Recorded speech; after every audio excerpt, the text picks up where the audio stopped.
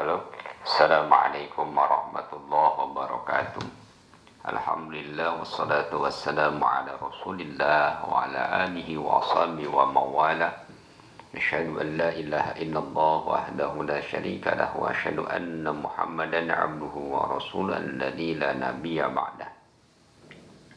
Hadratil muhtaramin, para nahdiyin wa nahdiyat, pada kesempatan yang berbahagia ini di channel Nahdlatul Ulama Banda Endah, kami akan bersama-sama menggali tentang sejarah ke-NU-an.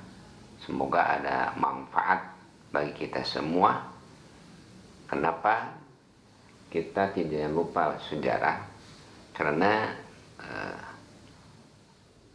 generasi yang baik adalah generasi yang tidak lupa dengan sejarahnya. Oleh karena itu, di antara pendiri negara Indonesia, bangsa Indonesia adalah Nahdlatul Ulama. Nahdlatul Ulama adalah dalam singkatan NU, adalah merupakan salah satu pendiri bangsa atau negara Indonesia. Oleh karena itu, pada kesempatan yang berbahagia ini, alangkah baiknya kita bersama-sama mendengarkan bagaimana sejarah Nahdlatul Ulama. Walaupun sering kita dengar, tapi sebagai taukid atau penguat supaya kita tidak lupa dengan masalah sejarah, maka kita harus tahu sejarah tentang berdirinya Nahdlatul Ulama. Nahdlatul Ulama adalah atau yang disingkat dengan NU, menurut penanggalan hijrah 1 abad tahun 2023 berusia 100 tahun atau 1 abad. Organisasi ini berdiri pada tanggal 16 Rajab 1344 Hijrah atau bertepatan dengan 31 Januari 1926 Masehi. Jadi berdirinya Nahdlatul Ulama itu kalau dalam hijrah tanggal 16 Rajab 1344 Hijrah, dan berdasarkan kalender Masehi adalah tanggal 31 Januari 1926 Masehi. NU adalah organisasi Islam terbesar di Indonesia yang bergerak di bidang keagamaan, pendidikan, sosial, dan ekonomi. Sejak awal pendiriannya, NU dari waktu ke waktu berkontribusi besar dalam mempertahankan kemerdekaan, dan kini para anggotanya terlibat aktif dalam membangun di berbagai bidang. Jadi secara umum orang berpandangan bahwa NU itu adalah Nahdlatul Ulama. Nahdlatul Ulama, kebangkitan ulama, yang mana isi dari organisasi tersebut adalah para alim ulama. Tapi itu juga tidak salah. Namun NU adalah organisasi ulama, tapi untuk pengembangan bukan hanya ulama yang berada di sana juga. NU merekrut berbagai kalangan supaya bisa berkontribusi kepada Nahdlatul Ulama. Di NU ada bidang tentang masalah ekonomi, bidang masalah pendidikan, bidang masalah perekonomian, keagamaan, dan lain sebagainya. Dan itu tidak bisa hanya usahakan atau digerakkan oleh para alim ulama. Umpamanya ekonomi, seorang ekonom harus bergerak, harus ada di NU. Semua lembaga sangat banyak di NU. Jadi bukan hanya para alim ulama, tapi yang lain juga bisa berkontribusi kepada Nahdlatul Ulama. Melansir dari NU Online bahwa berdirinya NU merupakan rangkaian perjuangan dari sejumlah perjuangan. Karena berdirinya NU merupakan respon dari berbagai problem keagamaan, peneguhan mazhab, serta alasan-alasan kebangsaan dan sosial kemasyarakatan. NU, Nahdlatul Ulama itu lahir karena ada problem. Problemnya apa? Problem tentang respon dari masyarakat, yaitu problem masalah awalnya adalah problem masalah keagamaan. Lalu direspon, lalu program tentang masalah madhab serta alasan-alasan kebangsaan waktu itu dijajah oleh Belanda beserta sosial kemasyarakatan. Lalu selanjutnya pendirian NU dibentuk oleh para kiai ternama asal Jawa Timur yang digawangi oleh Kiai Haji Wahab Hasbullah. Sebelumnya para kiai pesantren telah mendirikan organisasi pergerakan Nahdlatul Wathon atau kebangkitan tanah air pada tahun 1916 Masehi. Seterusnya Nahdlatul Tujar atau kebangkitan saudagar tahun 1918 Masehi. Jadi sebelum NU lahir itu ada para alim ulama itu mendirikan organisasi yaitu Nahdlatul Wathon pada tahun 1916 Hijrah Masehi. Lalu para alim ulama juga di Jawa Timur itu mendirikan Nahdlatul Tujar pada tahun 1918 Masehi. Jadi setelah itu baru ada Nahdlatul Ulama. Kiai Wahab Hasbullah pada tahun 1914 Masehi juga mendirikan kelompok diskusi yang ia beri nama Taswirul Afkar atau Kawah Candra di Muka Pemikiran. Ada juga yang menyebutnya Nahdlatul Fikir atau kebangkitan pemikir. Dengan kata lain, NU adalah lanjutan dari komunitas dan organisasi-organisasi yang telah berdiri sebelumnya, namun dengan cakupan dan segmen yang lebih luas.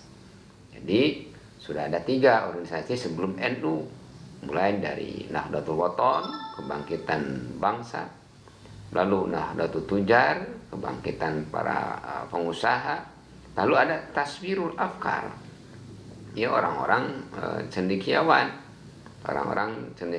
ya, untuk kebangkitan para pemikir yang didirikan oleh Kiai Haji Wahab Hasbullah. Hingga saat ini yang biasa disebut sebagai pendiri NU adalah 3 kiai besar asal Jawa Timur. Meski di luar mereka ada sederet nama lainnya yang turut berperan di awal-awal terbentuknya NU. Berikut ini 3 kiai asal Jombang tersebut yang pendiri NU adalah Kiai Haji Hasyim Asy'ari, Hadratus Syekh Haji Hasyim Asy'ari, Kiai Haji Wahab Abdullah Hasbullah, dan Kiai Haji Bisri Samsuri. Mengapa mereka bertiga? Karena mereka yang berperan banyak di awal pembentukan Nahdlatul Ulama. Mereka juga yang pemimpin tertinggi NU waktu itu. Kiai Haji Hasyim Asy'ari adalah pemimpin tertinggi pertama yang disebut sebagai Rais Akbar. Disusul Rais Am kedua yakni Kiai Wahab Hasbullah, dan Rais Am ketiga Kiai Bisri Samsuri. Jadi dia itu ada Rais Akbar. NU itu bukan hanya melulu tentang masalah keagamaan, tapi NU juga yang diperjuangkan oleh NU itu bukan hanya keagamaan, tapi NU juga memperjuangkan tentang masalah bangsa. Oleh karena itu dalam nama NU ada disebut dengan PBNU, Pengurus Besar Nahdlatul Ulama. Secara sejarah, mengapa disebut PBNU tidak Pengurus Nahdlatul Ulama saja? Itu supaya masyarakat mengetahui dan tidak lupa dengan konsep dasar negara kita, yaitu 4 pilar PBNU, yaitu yang P-nya Pancasila, B-nya Bhinneka Tunggal Ika, N-nya NKRI, U-nya Undang-Undang Dasar 45. Jadi itu oleh para alim ulama Nahdlatul Ulama supaya tidak lupa namanya Nahdlatul Ulama itu PBNU. Jadi sangat menjadi modal bagi negara kita, pondasi negara kita, kebangkitan Nahdlatul Ulama. Oleh karena itu, bagaimana untuk merusak negara kita, Kesatuan Republik Indonesia, bagaimana caranya Nahdlatul Ulama hancur? Ya, orang-orang pengen menghancurkan negara kita, yang paling dulu dihancurkan adalah organisasi Nahdlatul Ulama. Kalau organisasi Nahdlatul Ulama telah hancur sehancur-hancurnya, maka penjajah akan menjajah negara kita. Oleh karena itu, kita Nahdiyin, Nahdiyat harus tahu tentang masalah sejarah. NU juga banyak tokoh, di antara tokoh-tokoh yang menjadi pahlawan nasional. Di antaranya ada 12 tokoh yang menjadi tokoh nasional yang ditetapkan sebagai tokoh pahlawan nasional. 12 dari kalangan Nahdlatul Ulama, 12 tokoh NU yang menjadi pahlawan nasional. Sejak Nahdlatul Ulama atau NU berdiri pada 31 Januari 1926, organisasi ini memiliki sejarah yang lekat dengan kemerdekaan Indonesia. Ada sejumlah tokoh perjuangan NU yang ditetapkan sebagai pahlawan nasional. Para tokoh NU ini mempunyai andil besar dalam meningkatkan kualitas masyarakat sejak zaman penjajahan hingga kini. Berikut daftar tokoh NU yang bergelar pahlawan nasional yang dikutip dari halaman Sekretariat Akademi Indonesia hingga sejumlah laman resmi pemerintahan daerah. 12 tokoh NU yang ditetapkan sebagai pahlawan nasional, ya. Jadi yang pertama yang ditetapkan oleh pemerintah sebagai pahlawan nasional yaitu Hadratus Syekh Kiai Haji Hasyim Asy'ari. Kiai Haji Hasyim Asy'ari adalah sosok pendiri NU yang bergelar Rais Akbar, raisnya besar, ayah dari Kiai Haji Abdul Hamid Hasyim. Ini ditetapkan sebagai pahlawan nasional pada 17 November 1964. Jadi pada tahun 17 November 1964, Hadratus Syekh Kiai Haji Hasyim Asy'ari diberi gelar oleh pemerintah sebagai pahlawan nasional. Beliau lahir tanggal 10 April 1875. Ini pernah mengeluarkan resolusi jihad saat mempertahankan kemerdekaan Indonesia pada 22 Oktober 1945. Fatwanya ini berhasil menarik setiap orang dewasa yang berada dalam radius 90 km dari medan pertempuran dengan penjajah diwajibkan untuk berperang. Jadi waktu itu Presiden Soekarno meminta fatwa kepada Hadratus Syekh Haji Asy'ari apakah sudah waktunya bahwa negara Belanda itu orang yang menjajah secara agama, bukan hanya menjajah negara tapi menjajah agama. Maka Hadratus Syekh mengumpulkan para alim ulama untuk menanam Basul Masail. Setelah Basul Masail ada keputusan bahwa sudah waktunya umat Islam mempertahankan negaranya dan berjihad untuk mengusir penjajah. Orang yang mati dalam mengusir penjajah, maka itu matinya mati syahid. Maka di situ ada resolusi yang disebut resolusi jihad, mempertahankan kemerdekaan yang dimotori oleh Hadratus Syekh Kiai Haji Hasyim Asy'ari pada 1945 tanggal 22 Oktober. Sehingga sekarang resolusi jihad tersebut menjadi Hari Santri. Alhamdulillah gitu. Yang kedua adalah pahlawan yang digelari pahlawan nasional adalah Kiai Haji Abdul Wahid Hasyim.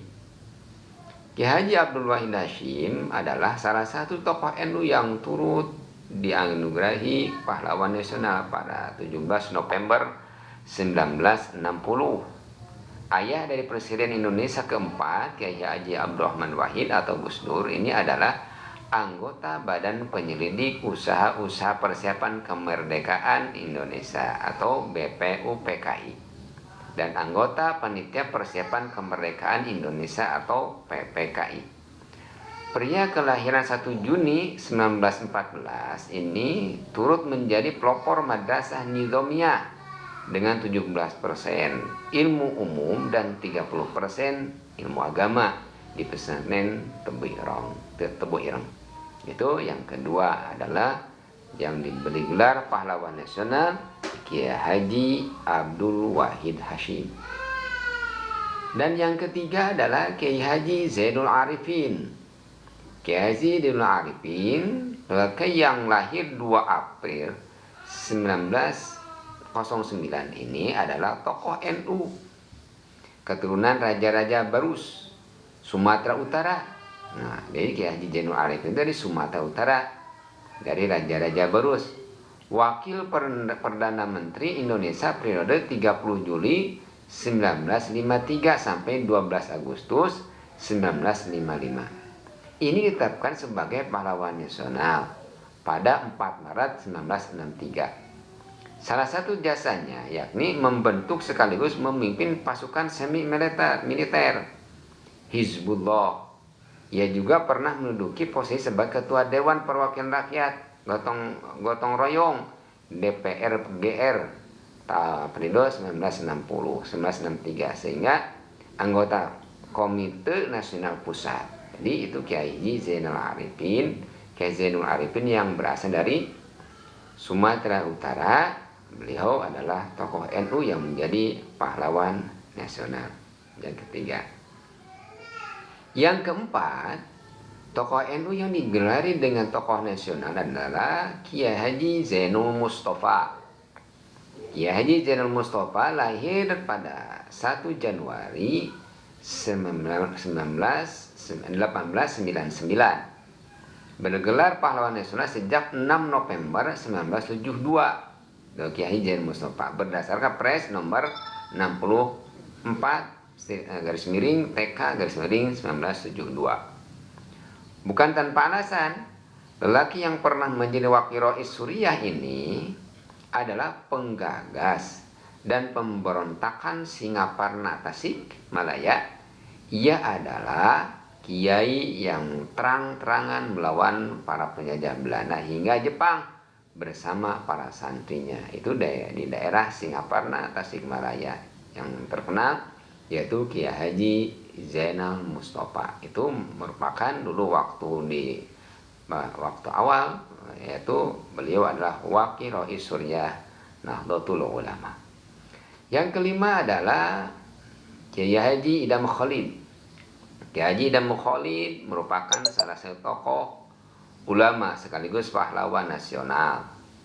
Berdasarkan Kepres nomor 113 TK/tahun 2011 tanggal 7 November 2011. Ketua Umum PBNU periode 1956 sampai 1984 ini dilahirkan di Setul, Kalimantan Selatan. Kiai Haji Idam Khalid itu dilahirkan di Setul, Kalimantan Selatan pada 27 Agustus 1922. Atas jasanya ia bahkan pernah diabadikan dalam pecahan uang kertas Rp 5.000 pada 2016. Wakil Perdana Menteri Indonesia pada Kabinet Ali Sastra Amim Joyo 2 dan Kabinet Juanda ini adalah sosok pejuang kemerdekaan dari tanah kelahirannya sebelum aktif berpolitik. Itu Kiai Haji Idam Khalid dari Sumatera, dari Kalimantan Selatan.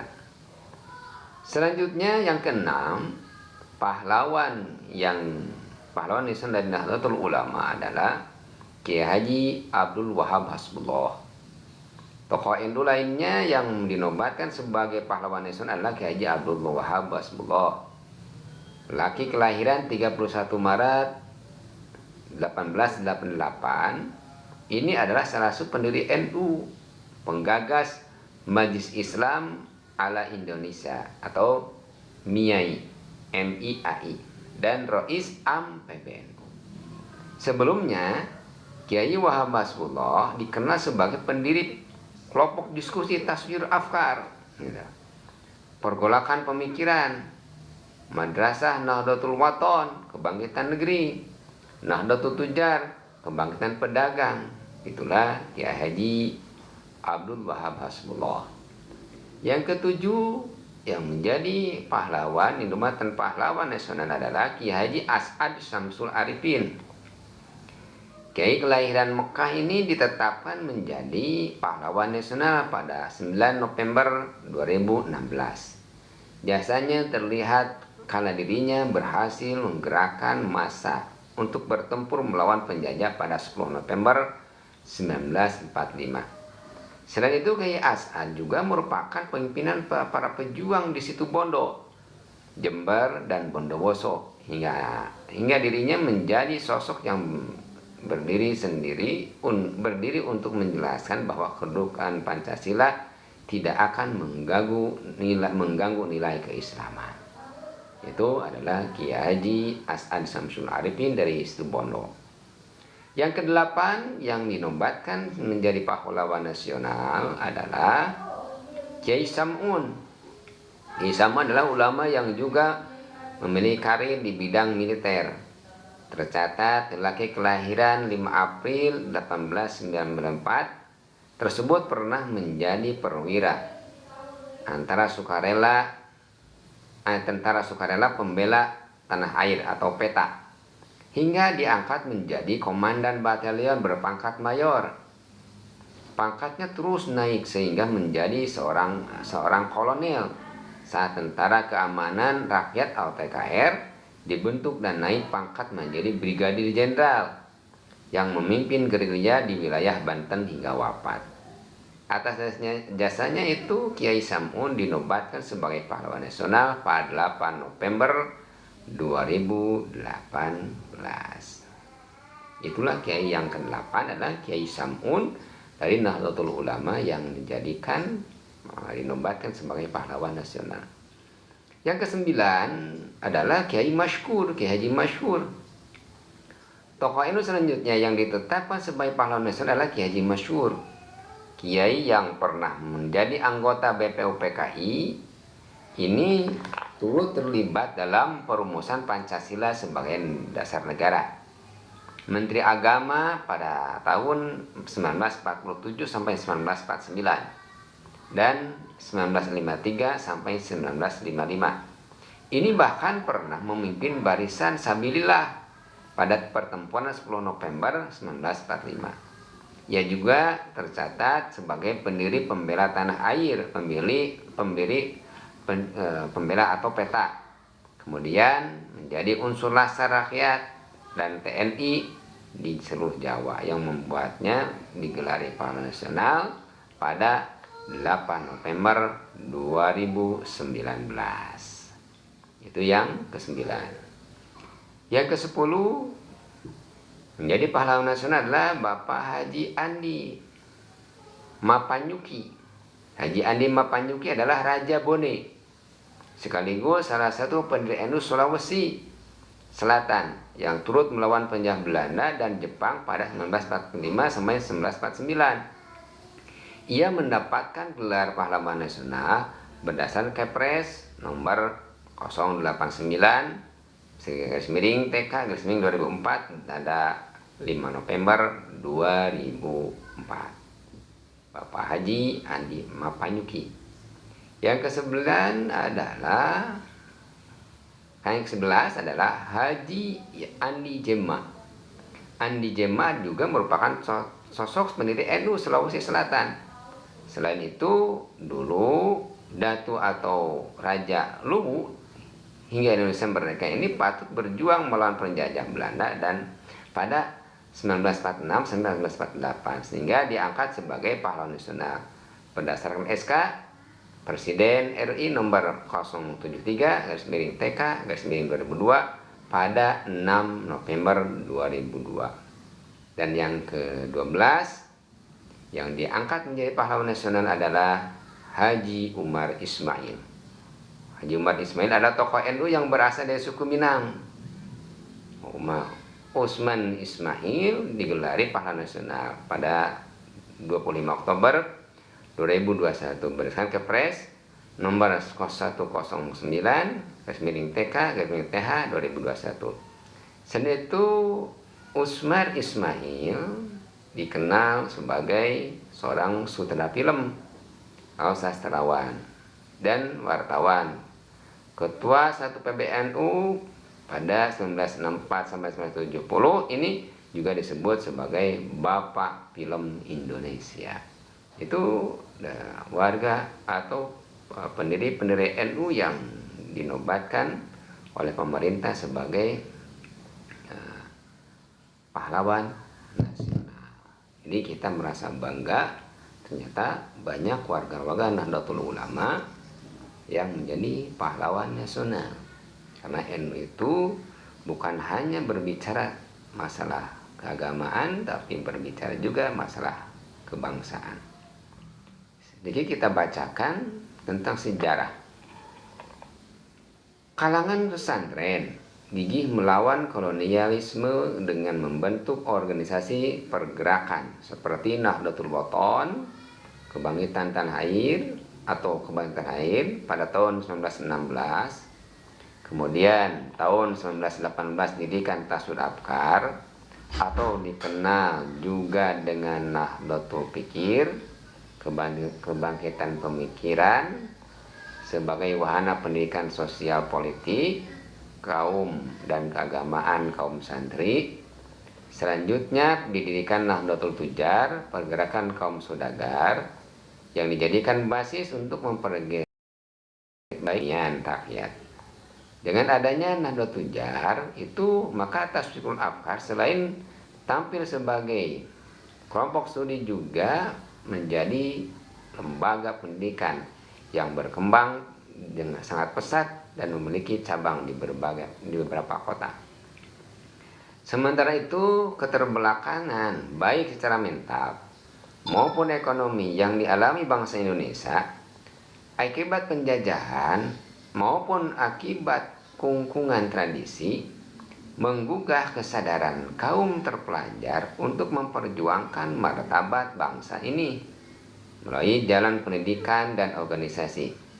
Gerakan yang muncul 1908 tersebut dikenal dengan kebangkitan nasional. Semangat kebangsaan, kebangkitan memang terus menyebar kemana-mana. Setelah rakyat pribumi sadar terhadap penderitaan dan ketertinggalannya dengan bangsa lain, sebagai jawabannya muncullah sebagai organisasi pendidikan dan pembebasan. Ketika Raja Ibnu Saud hendak menerapkan asas tunggal, yakni madhab Wahabi di Mekah, serta hendak menghancurkan semua peninggalan sejarah Islam maupun pra-Islam yang selama ini banyak diziarahi karena dianggap bid'ah, gagasan kaum Wahabi tersebut mendapat sambutan hangat dari kaum modernis di Indonesia, baik kalangan Muhammadiyah di bawah pimpinan Ahmad Dahlan maupun PSI di bawah pimpinan Haji Cokro Aminoto. Sebaliknya, kalangan pesantren yang selama ini membela keberagaman menolak pembatasan bermadhab dan penghancuran warisan peradaban tersebut. Sikapnya yang berbeda, kalangan pesantren dikeluarkan dari anggota Kongres Islam di Yogyakarta 1925. Akibatnya, kalangan pesantren juga tidak dilibatkan sebagai delegasi dalam muktamar Alam Islam atau Kongres Islam Internasional di Mekah yang akan mengesahkan keputusan tersebut. Didorong oleh minatnya yang gigih untuk menciptakan kebebasan bermadhab serta peduli terhadap pelestarian warisan peradaban, maka kalangan pesantren terpaksa membuat delegasi sendiri yang dinamai dengan Komite Hijaz yang diketuai oleh Kiai Haji Wahab Hasbullah. Atas desakan kalangan pesantren yang terhimpun dalam Komite Hijaz dan tantangan dari segala penjuru umat Islam di dunia, Raja Ibnu Saud mengurungkan niatnya. Hasilnya hingga saat ini di Mekah bebas melaksanakan ibadah sesuai dengan madhab mereka masing-masing. Itulah peran internasional kalangan pesantren pertama yang berhasil memperjuangkan kebebasan bermadhab dan berhasil menyelamatkan peninggalan sejarah serta peradaban yang sangat berharga. Berangkat dari komite dan berbagai organisasi yang bersifat embrional dan ad hoc, maka setelah itu dirasa perlu untuk membentuk organisasi yang lebih mencakup dan lebih sistematis untuk mengantisipasi perkembangan zaman. Maka setelah berkoordinasi dengan berbagai kiai, akhirnya muncul kesepakatan untuk membentuk organisasi yang bernama Nahdlatul Ulama, yaitu Kebangkitan Ulama pada 16 Rajab 13 atau 1344 Hijriah atau 13 Januari 1926. Organisasi ini dipimpin oleh Kiai Haji Hasyim Asy'ari sebagai Rosi Akbar. Untuk menegaskan prinsip dasar organisasi ini, maka Hadratus Kiai Haji Hasyim merumuskan kitab Qanun Asasi, prinsip dasar, dan juga merumuskan kitab I'tiqad Ahlussunnah wal Jamaah. Kedua kitab tersebut kemudian dijawantahkan dalam Khittah NU yang dijadikan dasar dan rujukan bagi NU dalam berpikir dan bertindak dalam bidang sosial, keagamaan, dan politik. Semoga warga Nahdliyin menjadi mempunyai referensi, tahu akan sejarah. Semoga ada manfaatnya. Terima kasih atas perhatiannya. Wallahu muwaffiq ila aqwamit thoriq. Wassalamualaikum warahmatullahi wabarakatuh.